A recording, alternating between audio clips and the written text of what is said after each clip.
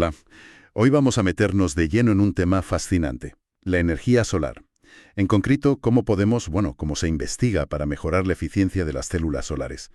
Tenemos aquí un artículo de investigación bastante reciente, de 2025, de Leticia Treviño y Arce y su equipo. Se titula algo así como Optimización de células solares de CDS S2 S3 para un rendimiento mejorado. Y ojo al dato, alcanzando una eficiencia del 26,83%. La idea hoy es entender un poco qué tienen de especial estos materiales, el sulfuro de cadmio y el sulfuro de antimonio, cómo han hecho los investigadores para optimizarlos tanto en su estudio y por qué ese número, casi el 27%, es tan llamativo. Vamos a desgranarlo. Exacto, y es que las células solares de película fina, como las que se proponen aquí, son un campo, de muchísimo interés.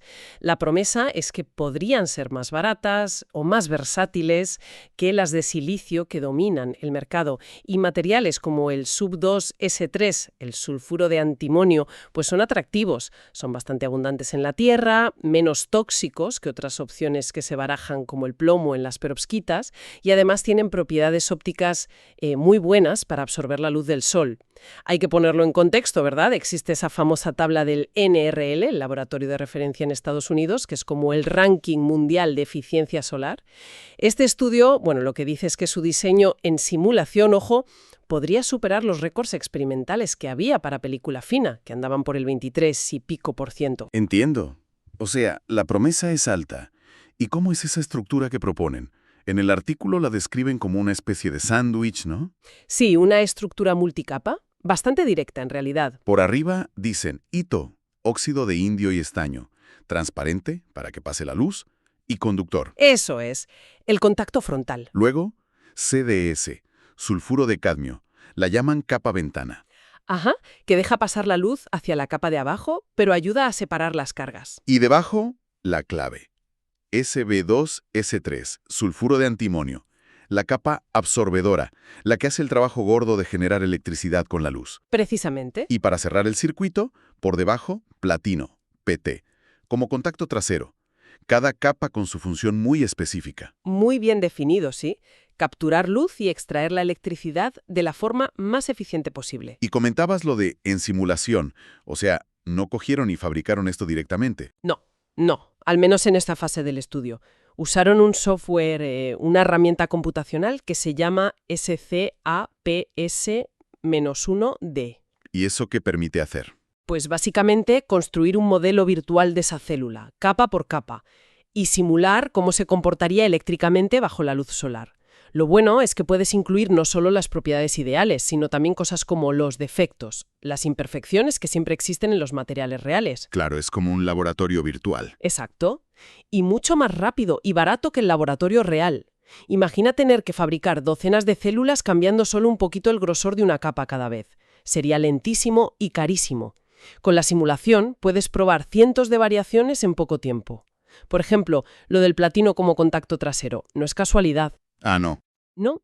Cuentan que simularon distintos metales, níquel, oro, molibdeno, y vieron que el platino daba la mejor eficiencia teórica. La clave, dicen, está en una propiedad llamada función de trabajo. Función de trabajo. Suena técnico.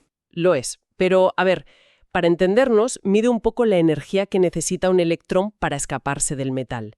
Se busca un metal cuya función de trabajo encaje bien con la energía de las cargas que vienen de la capa absorbedora, para facilitar esa extracción. El platino, en esta estructura simulada, parecía el mejor candidato. Vale, entiendo. Una optimización basada en física pura y dura. Sí. El software se basa en las ecuaciones fundamentales de la física de semiconductores. La ecuación de Poisson, las de continuidad de carga, las reglas que dicen cómo se mueven los electrones y los huecos, que son como las cargas positivas, dentro del material cuando le da la luz. Para que funcione, claro, tienes que darle datos realistas de cada material. Qué grosor tiene, qué colores de luz absorbe mejor, eso lo da la banda prohibible o gap, cómo de rápido se mueven las cargas dentro, movilidad, cuántos defectos tiene. Muchos de esos datos los sacaron de otros estudios experimentales publicados. Y aquí viene, supongo, la parte de optimización del título. ¿Cómo afinaron el diseño para llegar a ese 26,83%? Empecemos por las capas principales. La ventana, el CDS. Ajá. Dicen que el grosor es crítico, Si es muy fina, 0,01 micrómetros, la eficiencia simulada bajaba un 5%. Eso es bastante. Sí, probablemente no protegía bien o no formaba una buena unión. Pero si era demasiado gruesa, pues tampoco. Empezaba a absorber luz que debería llegar al SB2S3 y además bajaban un poco el voltaje VOC, la corriente JSC y el factor de forma FF. El factor de forma es como una medida de cuán cuadrada es la curva característica de la célula. Mide la calidad de la conversión. Si baja, malo. Entendido.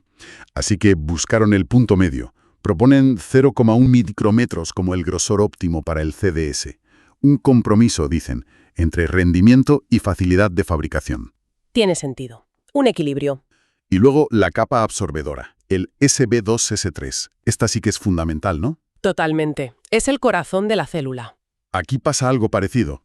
Si es muy fina, pues no absorbe suficiente luz, lógico. Claro, desperdicias fotones. Pero si es muy gruesa, aquí el problema es otro. La luz genera cargas muy adentro, y esas cargas tienen que viajar hasta los contactos.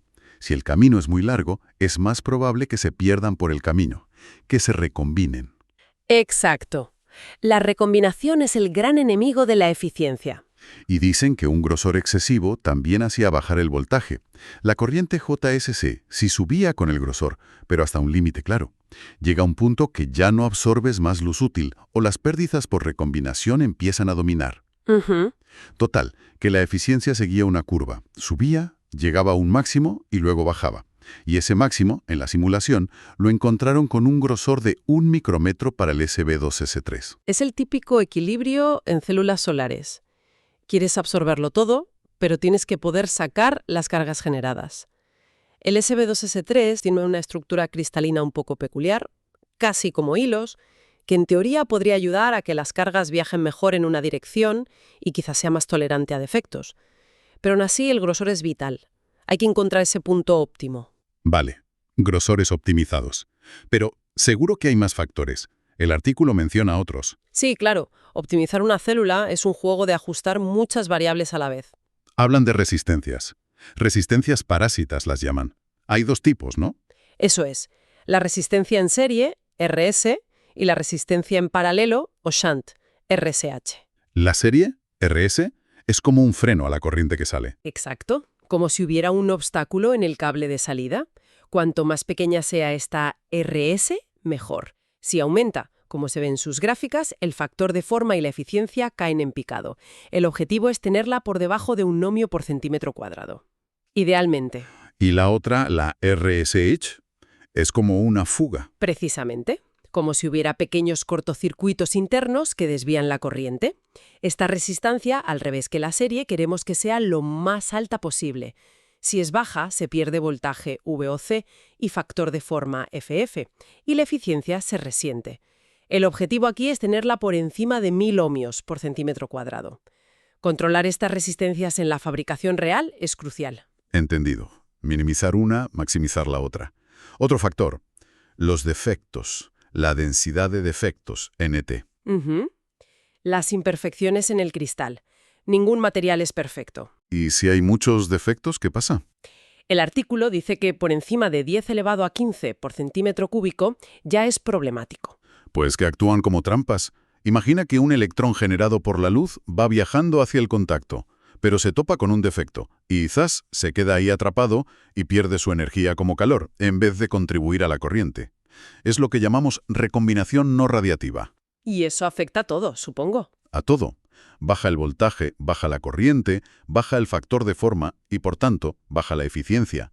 Conseguir materiales con pocos defectos, con alta calidad cristalina, es fundamental. Vale. Y relacionado con la calidad del material, mencionan el dopaje, la concentración de aceptores Na en el SB2S3. Sí, dopar significa añadir impurezas de forma controlada, para que el material sea de tipo P, es decir, que tenga más huecos, portadores positivos. ¿Y para qué se hace eso? Al juntar la capa P, SB2S3, con la capa N, CDS, se crea un campo eléctrico interno en la unión. Ese campo es el que ayuda a separar los electrones y los huecos que genera la luz. Si aumentas el dopaje, la concentración de aceptores, ese campo se hace más fuerte, lo que suele mejorar la separación de cargas y aumentar el voltaje. Ah, bien. Entonces, cuanto más dopaje, mejor. No necesariamente. Hay un límite. Si te pasas dopando, pueden aumentar otros mecanismos de recombinación dentro del propio material absorbedor, y eso puede empeorar el factor de forma, FF. Hay que encontrar un punto óptimo. La simulación les indicó que ese punto estaba en un rango bastante amplio, entre 10 a la 16 y 10 a la 19 aceptores por centímetro cúbico. De nuevo, el equilibrio. Veo que la palabra clave es equilibrio. Y una última cosa que analizaron, la temperatura. ¿Cómo afecta el calor? Porque las placas al sol se calientan, y mucho. Sí, es un factor muy importante en el mundo real. Pues parece que este diseño simulado se comporta bastante bien. Simularon desde menos 3 grados Celsius hasta unos 77 grados Celsius más o menos. Un rango realista, sí. Y la eficiencia solo bajó un 2,11% en todo ese rango. Dicen que principalmente porque el voltaje BOC baja un poquito con la temperatura, que es algo normal en los semiconductores. Pero una caída tan pequeña sugiere buena estabilidad térmica. Lo cual es un punto a favor, desde luego. Si unes todas estas piezas, grosores, contactos, resistencias, defectos, dopaje, temperatura, ves que diseñar una célula eficiente es como, no sé, afinar una orquesta muy compleja. Todo tiene que estar en su sitio. Y el resultado de toda esta afinación virtual, de optimizar todos esos parámetros en el ordenador, ¿cuál fue la predicción final? Pues llegaron a esa cifra que comentabas al principio, una eficiencia máxima de conversión de energía del 26,83%. Casi un 27%. Suena impresionante. Lo es, sobre todo si lo pones en contexto. Como decíamos, el récord experimental certificado por el NRL para película fina en ese momento andaba por el 23,6%. Así que un 26,83% en simulación para una tecnología basada en SB2-S3 es realmente significativo. Marca un potencial teórico muy alto. ¿Y cómo se compara con otros intentos con este mismo material, el SB2-S3? Pues ahí la diferencia es aún mayor. En el propio artículo incluyen una tabla, la tabla 3, que es muy reveladora. Comparan su resultado simulado con trabajos anteriores. Los resultados experimentales publicados hasta entonces con SB2-S3 estaban muy por debajo. Hablamos de eficiencias del 8%, 7,5%, incluso 5%, o sea, muy lejos. Vaya. Y incluso otras simulaciones previas con SB2-S3 solían dar eficiencias máximas teóricas más bajas, 20%, 18%. Había alguna que llegaba al 22 y pico por ciento, pero quizás usando estructuras más complicadas. Y aquí es donde ellos sacan pecho de la simplicidad de su diseño, ¿no? Huecos HTL o electrones, ETL, que sí se usan en otros diseños de muy alta eficiencia, como las perovskitas o algunas células CIGS o CDT avanzadas.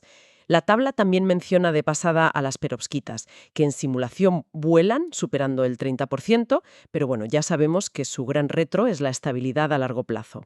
Este trabajo con SB2-S3 parece buscar un compromiso, eficiencia muy alta, cercana a las tecnologías líderes, pero con materiales que se consideran más estables, abundantes y con menos problemas ambientales. Una apuesta por la robustez y la simplicidad estructural. En resumen, entonces, lo que nos deja este análisis es la visión de un potencial muy alto, aunque sea en simulación por ahora, para una célula solar basada en sulfuro de antimonio y sulfuro de cadmio.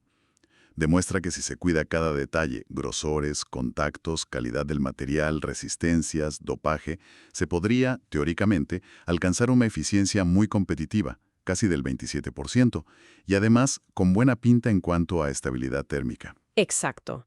Y esto nos lleva inevitablemente a la reflexión final, ¿no? La gran pregunta. Las simulaciones son fantásticas. Son como mapas del tesoro. Te dicen, aquí puede haber algo grande. Pero el verdadero desafío, el siguiente paso crítico, es siempre llevar esa promesa del ordenador al mundo real. Al laboratorio primero y luego, ojalá, a la fábrica. Claro. ¿Qué problemas prácticos surgirán al intentar fabricar estas capas tan finas, con esa calidad casi perfecta que asume la simulación? Y hacerlo a gran escala, a bajo coste. ¿Cómo se comportará esta estructura, aunque sea robusta, durante 20 o 25 años bajo el sol, la lluvia, el frío, el calor del mundo real? Esa transición de la simulación brillante a un producto comercial fiable, duradero y rentable, ahí está la verdadera prueba de